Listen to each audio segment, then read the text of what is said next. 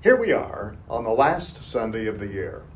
2020 has been a year like none other, at least a year like none other that I can remember. A pandemic, lockdowns, a manufactured economic crisis, a surge in violent crime, riots in our cities, and on and on. There were plenty of good things that happened this year too, but we tend to focus on the negatives. Soon, we'll leave 2020 behind, but will we be carrying our negatives with us? There's an old Buddhist story about letting go. Two monks were on a pilgrimage. One day, they came to a deep river. At the edge of the river, a young woman sat weeping because she was afraid to cross the river without help. She begged the two monks to give her a hand. The younger monk turned his back. The members of their order were forbidden to touch a woman. But the older monk picked up the woman without a word and carried her across the river. He put her down on the far side and continued his journey. The younger monk came after him, scolding him and berating him for breaking his vows. He went on this way for a long time. Finally, at the end of the day, the older monk turned to the younger one and said, "I only carried her across the river. You have been carrying her all day."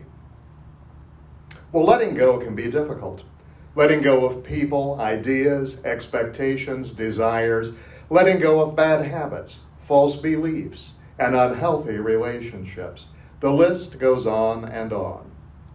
Every day, every moment presents an opportunity to create ourselves anew, to shrug off the baggage of the past, open ourselves up to the possibility of the moment, and take action to create an incredible future. Although we can understand this intellectually, knowing it and living it are two very different things. We live in a society in which people love to make excuses for hanging on to what doesn't serve them. Things like, "I'm a negative person because I was raised in an unhealthy family environment," or "My husband walked out on me, that's why I'm always depressed," or "I lost my wife and I don't understand it, that's why I'm always angry." Well, we need to let go of the past. I know people who are still angry at their parents who've been dead for years. Why can't they let go of the anger? They never allow themselves to heal. It's like constantly picking at a scab. They engage in retribution, which is stupid because retribution probably doesn't hurt the other person, and certainly not if they're dead. It provides an excuse for their not living up to their potential. They say things like, "They never sent me to the right schools. They didn't buy me the latest clothes, so I was humiliated in front of my friends, and now I have poor self-esteem." Ann Landers said that hanging on to resentment is letting someone you despise live rent-free in your head. One of the things we need to let go of is guilt. Guilt is usually the result of aggressive acts, wishes, and thoughts. It usually results from violating a rule, either our own or somebody else's.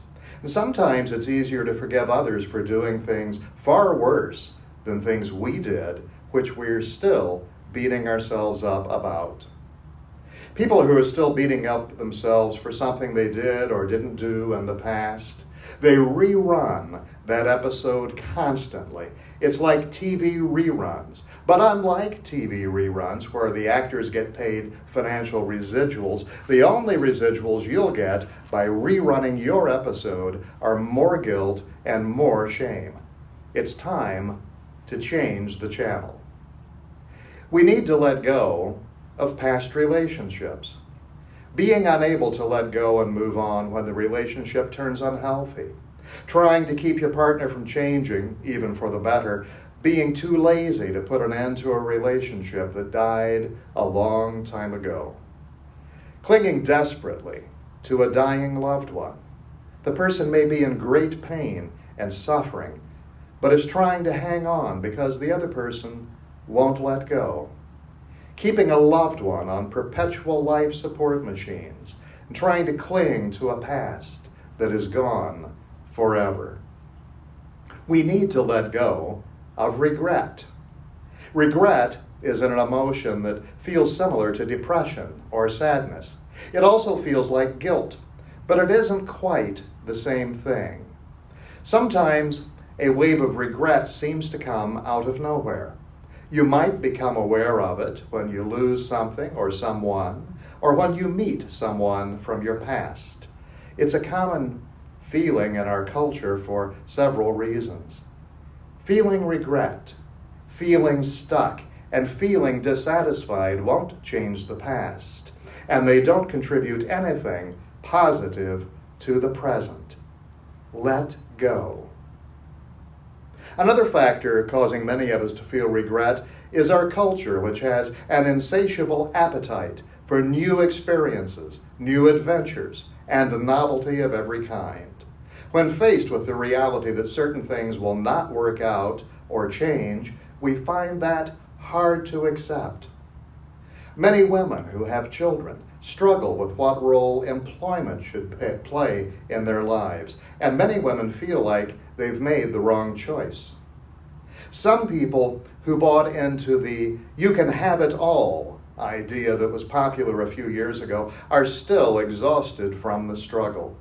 A friend of mine says there'll be a special place in hell reserved for the person who invented multitasking. Constant comparisons are things that we need to let go of. Because when we compare our lives with others, it's easy to feel regret. Most of us expect ourselves to have it all together. We learn to act as if we are in control and compare ourselves with our friends, coworkers, neighbors, and characters we see on television. When we don't look as good as they do, we feel like failures. We have a list of shoulds inside of our heads, things we expect ourselves to be able to do. People have a difficult time letting go of the past because they are held back by unfinished business. They don't realize that they have the power within to finish that business, or at least finish it as far as they are concerned. As long as the anger, guilt, and regret are not resolved, it's difficult to move forward. So what to do about unfinished business? Well, if you want to move past the things in the past that are keeping you stuck, your unfinished business, you will need to acknowledge them and tell the truth about them. You don't necessarily have to take any action. Sometimes just writing or talking about it is enough to lessen its impact. You can write about it in a private journal or talk about it with a trusted friend or counselor. And here are some places to look for your unfinished business. Risks I should have taken. People I treated badly. People who treated me badly. Something I did to someone. Not doing something I should have done. Messes I need to clean up, literal and metaphorical. Things I should throw away. Things I want to buy for my home. Things I want to buy for myself. Things I need, but haven't allowed myself to have. Projects I've started, but have not finished. Projects I want to start. Things I want to change. Things I want to stop doing. Things I want to be. Things I want to have. Experiences I want to have. Things I want to say. Feelings I've not expressed. Leo Buscaglia said, "Let go. Why do you cling to pain? There is nothing you can do about the wrongs of yesterday, and it's not yours to judge. Why hold on to the very thing which keeps you from hope and love?" Perhaps the biggest thing we need to let go of is the need to control. Trying to control something that cannot be controlled causes a feeling of heaviness, of burdensomeness. The way out? Be of service to a greater good. For example, be kind not just to one person, but rather develop awareness that kindness to one person is a kindness to many people, because kindness spreads naturally. When you are of service to a greater good, burdens you have shouldered shrink or fade away. Alan Cohen says that everything will change when your desire to move on exceeds your desire to hold on. And the Japanese philosopher Osho says, suffering is not holding you. You are holding suffering. When you become good at the art of letting sufferings go, then you'll come to realize how unnecessary it was for you to drag those burdens around with you. You'll see that no one else other than you was responsible. The truth is that God wants your life to become a festival. Sometimes our difficulty letting go of our suffering is for a really stupid reason. We're used to it. We may not exactly like it, but at least it's familiar. Thich Nhat Hanh says people have a hard time letting go of their suffering. Out of a fear of the unknown, they prefer suffering that is familiar. And we may even become addicted to our suffering. Like a lot of addictions, our suffering may have provided us with some perverse benefits at some point, or maybe our addictions were bad from the very start, but we got stuck in them anyway. Do you remember trying a cigarette for the first time? You felt nauseated. You felt as if you were turning green. But within a couple of hours, the nicotine started leaving your bloodstream, and your body was asking for more. Well, it's like that with a lot of addictions, including emotional ones. The addiction doesn't serve us at all, but it's too much trouble to give it up. So how do we let it all go? We decide to, and then we do it. So here is a top 10 action list for letting go. Number 1, meditate. Find stillness. Breathe. Meditation is action. Our mind is much harder to still than our body. Our lives are busy and fast-paced, filled with external noise and distractions. Clarity comes from quiet. Meditation, even in small amounts, will make room for the next 9 steps. Breath is truly a doorway into letting go. Breathing opens a window into surrender and letting go. We simply direct our attention into our breath. Breath circulates our energy and recharges our inner connection. Conscious, deep breathing, rhythmic breathing, with or without a mantra. You cannot do this wrong. The doing of it is what counts. Eckhart Tolle, in his book, A New Earth, writes about how breathing, that simple act, can deepen presence. He shares how it helps you feel the inner body and give acceptance to your current emotional state. He writes, "Someone recently showed me the annual prospectus of a large spiritual organization. When I looked through it, I was impressed by the wide choice of interesting seminars and workshops. It reminded me of a smorgasbord, one of those Scandinavian buffets where you can take your pick from a huge variety of enticing dishes. The person asked me whether I could recommend 1 or 2 of the courses. I don't know, I said. They all look so interesting. But I do know this, I added. Be aware of your breathing as long as you're able, whenever you remember. Do that for 1 year, and it will be more powerfully transformative than attending all of these courses. And it's free." Number 2, understand. Take time to reflect on your own history as a third party, looking in without judgment. Simply observe. Understand that you are not your past. Understand that the situations and patterns and people in your life created your experiences. They didn't create you. Knowing and understanding your past and some of your patterns will help you to recognize why you hold on and repeat self-destructive behaviors. Understanding creates awareness, and awareness helps you break the cycle. Number 3, accept. Accept your history and the people that have been part of your history. Accept your circumstances and remember that none of these define you. Acceptance is the first step to letting go and setting yourself free. Learn from the monk in that story. Carrying bitterness, anger, or animosity burdens no one but you. So, number 4, empty your cup. Consciously and actively work at letting go of your story, your judgments and ideals, the material things, all of your stuff. They have no real value. They do not make you stronger, healthier, or more powerful, and belief in them is a delusion. Pour out your expectations of how, who, where, and what you should be, as they, too, are part of a story that holds you back from simply being.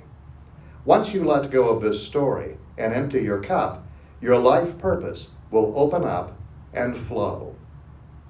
As Bryant McGill puts it, abundance is a process of letting go. That which is empty can receive. Number 5, align your beliefs, goals, and actions. Take a moment. Take several moments. You're worth the time. Take the moment to write down the following: your core beliefs and values, your life goals, and the actions that you are taking to pursue those goals. Now, take an honest look at your core beliefs and values and determine whether or not they align with your goals and actions.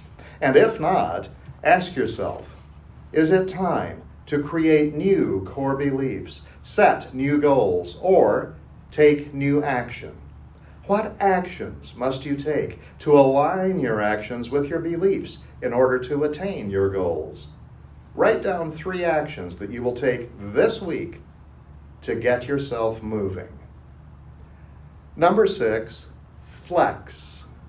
It may seem paradoxical to detach from outcomes, yet set goals and work toward them. But if you are flexible, that is, willing to let go of the end result, aligning your goals and true purpose with the greater good, is right action.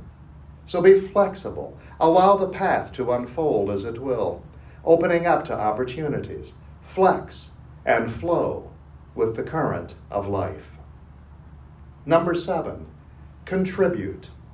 When you find yourself grumbling about your past, or angry about your present, or brooding about your future, find a way to make someone's day a little better.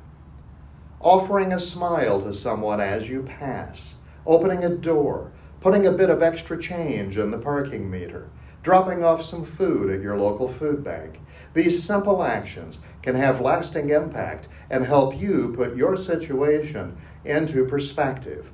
Contributing to the well-being of others is the best way to align with your true self. Number 8, believe in yourself. Believe in your purpose. Believe that the universe is unfolding as it should and that you have a divine role to play. Believe that holding on does nothing but hold you back from that purpose. Number 9, love the process. Have fun. Be playful, cheerful, and positive. Give power to positivity. Love yourself, love others, and love this life. It is a gift to unwrap each and every day, to gaze upon with new and excited eyes. And number 10, be grateful. Be true. Once you have taken all of these actions, just be.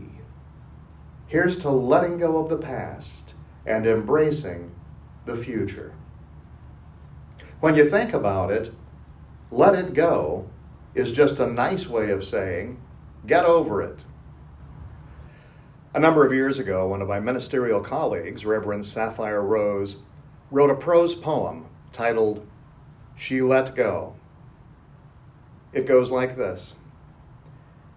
She let go. Without a thought or a word, she let go. She let go of fear. She let go of the judgments. She let go of the confluence of opinions swarming around her head. She let go of the committee of indecision within her. She let go of all the right reasons, wholly and completely without hesitation or worry. She just let go. She didn't ask anyone for advice. She didn't read a book on how to let go. She didn't search the scriptures. She just let go. She let go of all the memories that held her back. She let go of all of the anxiety that kept her from moving forward. She let go of the planning and all of the calculations about how to do it just right. She didn't promise to let go. She didn't journal about it. She didn't write the projected date in her day timer. She made no public announcement and put no ad in the newspaper. She didn't check the weather report or read her daily horoscope. She just let go. She didn't analyze whether she should let go. She didn't call her friends to discuss the matter. She didn't do a 5-step spiritual mind treatment. She didn't call the prayer line. She didn't utter one word. She just let go. No one was around when it happened. There was no applause or congratulations. No one thanked her or praised her. No one noticed a thing. Like a leaf falling from a tree, she just let go. There was no effort. There was no struggle. It wasn't good and it wasn't bad. It was what it was, and it is just that. In the space of letting go, she let it all be. A small smile came over her face. A light breeze blew through her, and the sun and the moon shone forevermore. How do we let go? We decide to let go, and then we do it. So, let's do it. I invite you right now to close your eyes and think of something that you'd like to release from your life. Something that you've held on to for far too long. Something that you can discard, knowing that something much better is waiting to take its place. So join me in this awareness.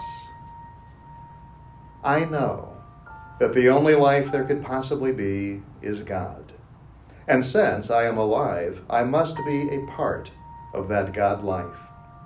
Because life is God, life must be good. And because I am life expressing, I must be here to experience good. And so, in this moment, I let go of all negative thoughts and concerns, knowing that when I let go, I am able to receive. I let go of that which no longer serves me. I let go of that which never served me. I let go of that which has trapped me in a prison of my own making. I let go of that which cannot provide security, regardless of how tightly I hold on to it. When my hands are formed into tight fists, I cannot open my hands to receive anything. When I hang on to tight control, when I close off my heart and my spirit, I cannot receive life's blessings for me. Letting go in this moment, I feel the loving presence around me and within me. As I let go, I open my channel of blessings. When I am feeling overwhelmed, I let go so that I may experience peace. When I feel fear, I let go so that I can receive love and courage. I let go of problems and challenges in order to receive guidance and clarity. I let go and let God. I let go and trust the still small voice inside of me. When I let go, if I should fall, the everlasting arms will catch me. Right now, I gladly and gratefully receive this gift of letting go, knowing that I am making room for my highest and best good right now. I let it go and I let it be so. And so it is. Namaste.